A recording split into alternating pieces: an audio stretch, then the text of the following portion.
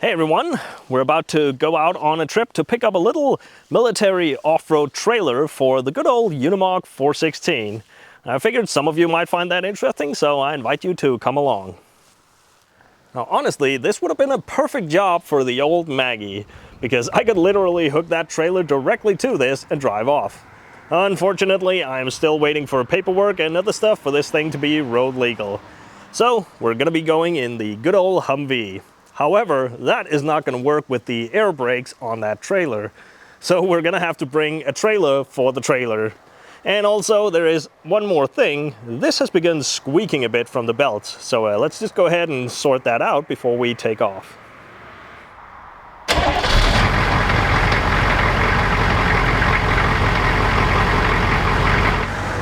I think it's mostly just the belts for the power steering, because I can bring it out by turning to full lock.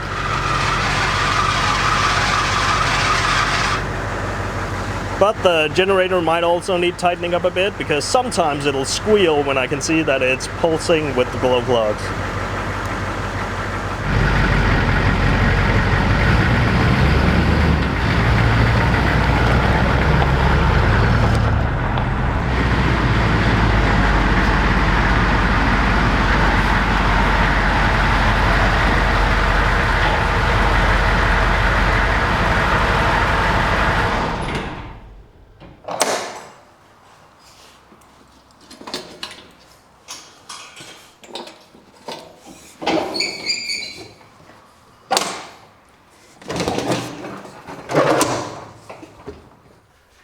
Right, let's have a look here. Oh yeah, they are pretty loose. And they are even worse. Wow, okay. No wonder it's squealing once in a while. So, let's see. Looks like pretty standard adjustment. Just gotta loosen up the generator right here, and we can push that out. And, well, you can't really see on camera, but I think I gotta move the power steering pump down here to tighten this other set of belts. So, let's go ahead and do that. Well, despite the size of these cars, this engine room is surprisingly compact, so I can't really film a whole lot of what I'm doing down here, but honestly, it is pretty basic stuff. It's just a matter of loosening things up, putting a bit of tension on it, and tighten it back down. I'm sure there's some Humvee guys who will tell me that there is a correct procedure for this, but this should do just fine. Nice. Well, it turns out most of this power steering pump belt here is easier to adjust from underneath, because you have to loosen the bolt up there. You do that from the top, and you have to loosen one down here as well. And that one, that is the adjustment slot. Well, actually that one is too. It's pivoting on the bolt up there. And I also notice now that someone messed this up and they've broken off some of the aluminium here, so they just put a bigger washer on it. So it's still holding, it'll work just fine, but just a bit of a bodge job. A bodge job on a military vehicle, who would have thought? Well, I mean, I've done worse, but that being said, this is not the most convenient belt tensioning that I've come across. But I think that should do it. All right.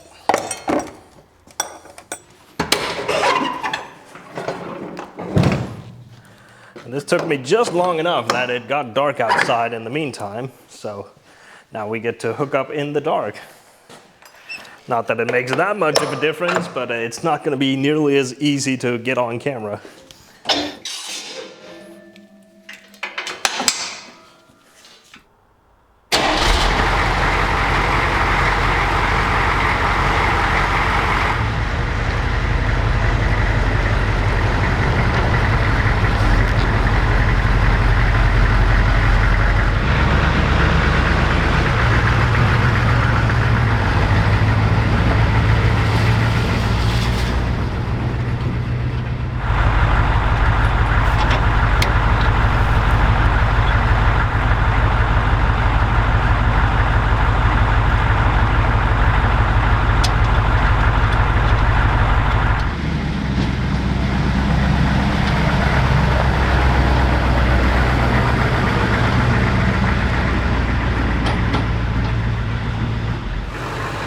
and if you were wondering, the squealing did stop, even if I turned the wheels all the way to full lock, so there's pressure on the pump.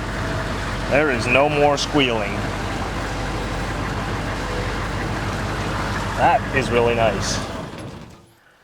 Now, as usual, when we go to pick up stuff like this, we have to travel to the other end of the country. So it's going to be a few hours of driving, especially in this setup. Not just because of the Humvee, but around here, when you have a trailer attached, the maximum speed limit is 80 kilometers per hour. So it's going to take a little while.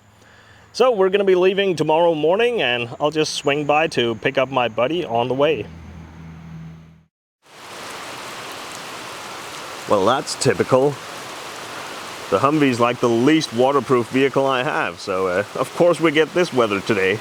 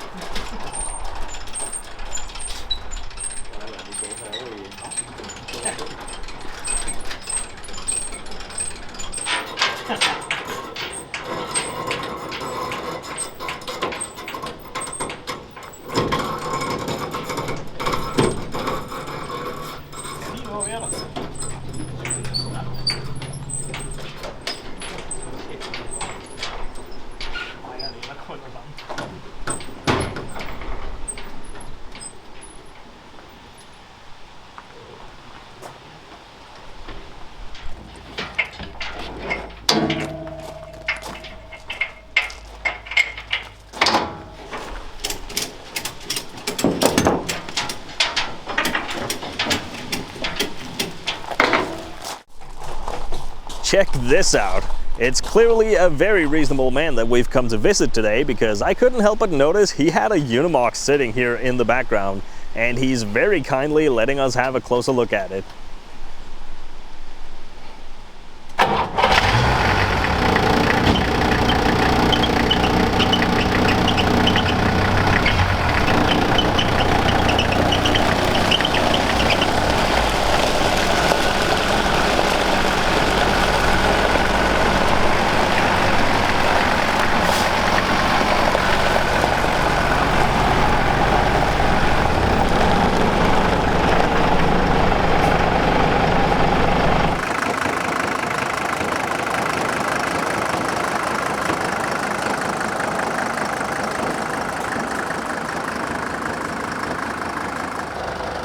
This is a former Danish military vehicle, but somewhere along the line someone gave it this slightly more funky green color. Now, he's told us that the former owners have done a bunch of questionable work to this thing, so it does need some love, but it's still running and driving and very cool.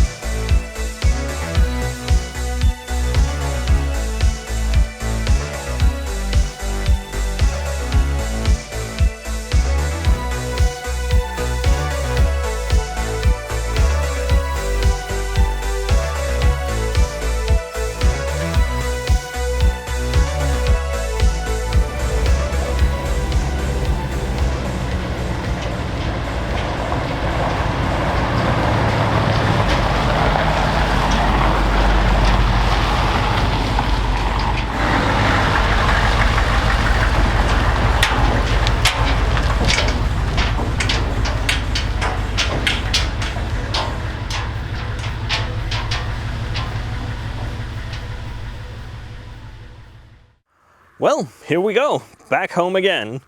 Now, some of you might already be thinking, hold up, didn't I already have one of these trailers before? And that is correct, I already had one of these a few years back. And it's kind of funny seeing it right here, because when I bought the other military trailer, that was the very first thing that I brought home on that trailer that I had just gotten at the time. And I also had a Hummer in front of that. That was the H3 I had back then. And they ended up parked in this exact spot. I even think I have a picture of that. So it's a bit funny that things have come back around like this. Anyway, this trailer is in much better condition than the other one that I had. The first one I had, I ended up just stripping for a bunch of parts that I needed. And the whole box from that ended up being the bed on the old Ford F-250. Now, that trailer was also much older than this one. It was like from the late 80s, early 90s, something like that. And it had just been sitting out in a field for several years before I got it. So all the rubber parts were completely rotted out, and the air valves were all corroded, and the brakes were rusted up. So it just really wasn't worth putting all the effort in trying to get that thing back in road-ready condition. But this one is from 2002, and it had its last inspection with the military a little over a year ago, right before it went up for auction. So everything should be in working order. And it's just in overall much better condition. It doesn't have any old damage, and it doesn't have any holes in the bottom or anything like that. But really, the main reason that I went and got one of these now is because I need those wheels. See, back when I took the other trailer apart, I kept the wheels from that. In fact, they are right over there, those two. And I had a look at those, and I realized not only are they exactly the same bolt pattern as the old Unimogs, but they are also the exact size that I want to have on the little 421 Unimog that we're putting together.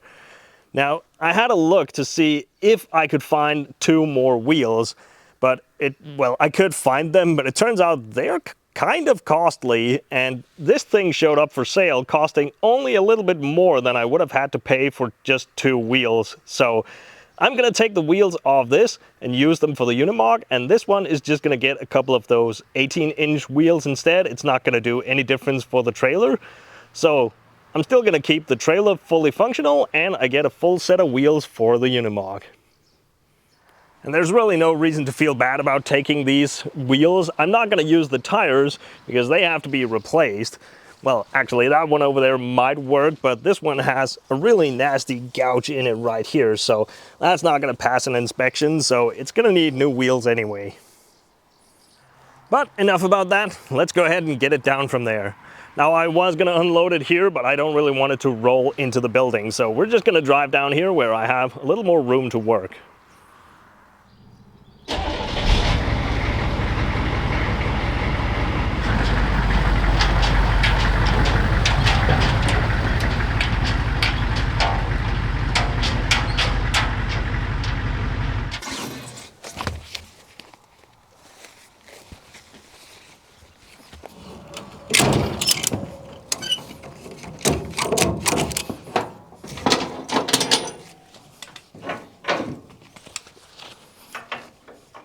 You know what? I don't even think I need the ramps for this. I can just drive it over the edge. There's so much clearance up here. Might make it less prone to roll away as well.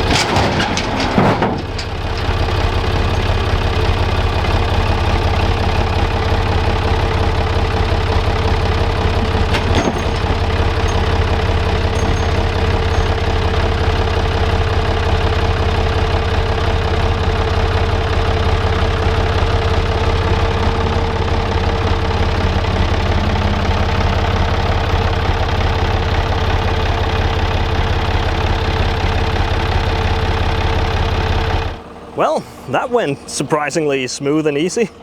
You can tell how badly dry rotted those tires are. They are just leaving rubber on my trailer.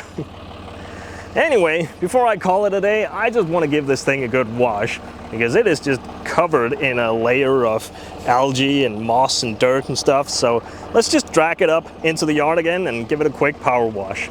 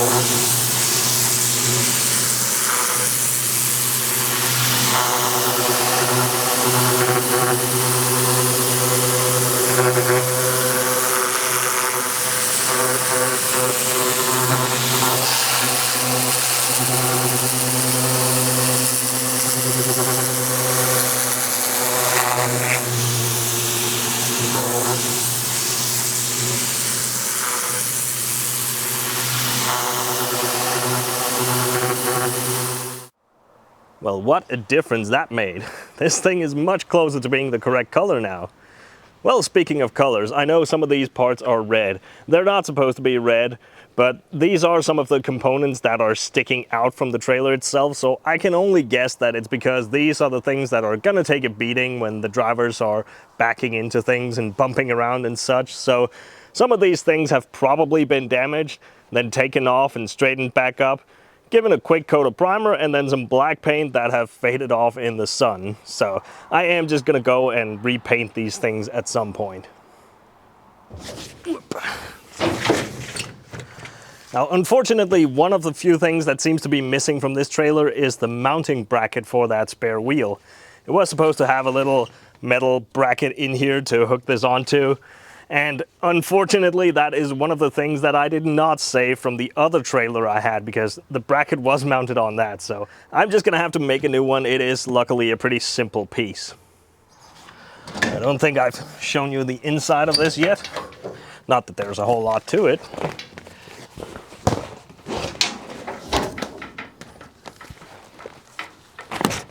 So unlike the other one I had, the wooden bottom in this one is looking really nice and solid, with no holes from old equipment and stuff like that. Now, the guy I just bought it from, he's also had a few different versions of these trailers, so he also had some spare parts that he's thrown into this one, along with those two big metal boxes in there. Now, they don't really belong to this specific type of trailer. There was another version with a big diesel generator on it, and they had those boxes on them. So anyway, they are really nice to have though, and he's even told me that there's a few extra parts inside those boxes, but I haven't even looked yet.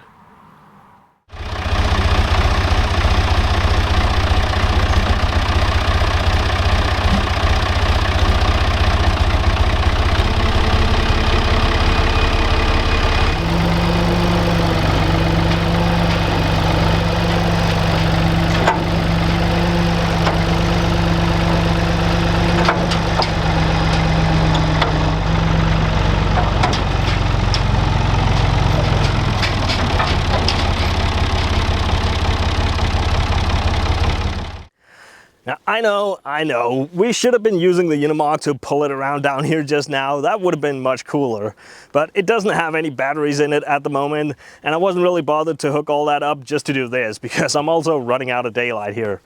But do let me know if you want to see a video where we hook this up to the old Unimog and play around down here. Now, I actually did do a video kind of like that back when I had the old trailer, but that wasn't terribly detailed, and I also didn't have all those big holes down there that I do now, so I do think we could have some more fun this time around. And actually, when I did that video back then, that's really what made me want to get a better one of these trailers for my Unimog, so here we are. Anyway, thank you all for watching along, and I'll see you in the next one.